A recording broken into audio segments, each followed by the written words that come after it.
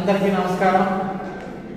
మరి గత 2 రోజుల నుంచి వైసీపీ పార్టీ వైసీపీ నాయకులు జగన్మోహన్ రెడ్డి ఎక్కడ చూసినా కూడా విద్యుత్ ఛార్జీల మీద పెద్ద ఎత్తున మరి ఈ ప్రభుత్వం మీద దుమారం చేయటం అనేది జరుగుతుంది। దాన్ని తీవ్రంగా నేను ఖండిస్తున్నాను।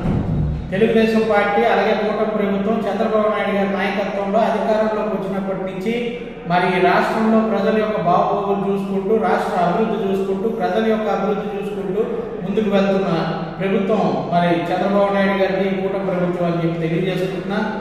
మరి ముఖ్యమంత్రిగా చంద్రబాబు నాయుడు గారు ఈ రాష్ట్రంలో గడిచిన 6 నెలల్లో మనం చూస్తే ఇచ్చిన హామీలో పక్క ఏవైతే సంక్షేమ కార్యక్రమాలు ఉన్నాయో 2000 రూపాయలు 4000 రూపాయలు పెన్షన్ కావచ్చు, అదేవిధంగా మరి గ్యాస్ పంపిణీ కావచ్చు, ఉచిత గ్యాస్, అదేవిధంగా రేపు ఇంకో 2 నెలల్లో త్వరలోనే మరి మహిళలకు ఉచితగా బస్ సర్వీస్ కూడా ప్రారంభించబోతున్నారు। ఇలా ఇచ్చిన సూపర్ 6 కార్యక్రమాలు ఒక పక్క ప్రజల్లో పెద్ద ఎత్తున సక్సెస్ అయి ముందుకు సాగుతుంటే బెంబేలు ఎత్తిపోయిన జగన్మోహన్ రెడ్డి మరి అవాకులు చవాకులు మాట్లాడుకుంటూ మరో పక్క చూస్తుంటే ఇలా ఏదైతే విద్యుత్ ఛార్జీలు విద్యుత్ సంస్థలన్నింటినీ 25,000 కోట్ల అప్పుకి జగన్మోహన్ రెడ్డి తాకట్టు పెట్టి ఆయన తాకట్టు పెట్టడం వల్ల ఏవైతే విద్యుత్ ఛార్జీలు పెరిగాయో కారణం ఆయన అయితే ఆయనే ఈ రోజు వచ్చి మరి ఎంత దారుణంగా మళ్ళీ ఆయన పెంచిన విద్యుత్ ఛార్జీలకు కారణం ఎవరు?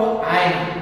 అలాంటి ఆ వ్యక్తి రోడ్డు ఎక్కి ఈరోజు ధర్నాలు చేస్తున్నాడు అని అంటే మరి మన 2024లో ఇలాంటి కార్యక్రమాలు చేసిన వల్లే 2019 నుంచి 24 మధ్యన మద్యం దుకాణాలను కావచ్చు, విద్యుత్తును కావచ్చు, అలాగే ఈ రాష్ట్ర ప్రజల యొక్క భవిష్యత్తు కావచ్చు, వాటన్నిటిని తాకట్టు పెట్టి మరి ఆయన తాడేపల్లి ప్యాలెస్ లో ఎన్ని లక్షల కోట్లు దోచుకున్నాడో ప్రజల్ని మనకి కొత్తగా మనం వివరించాల్సిన అవసరం లేదు।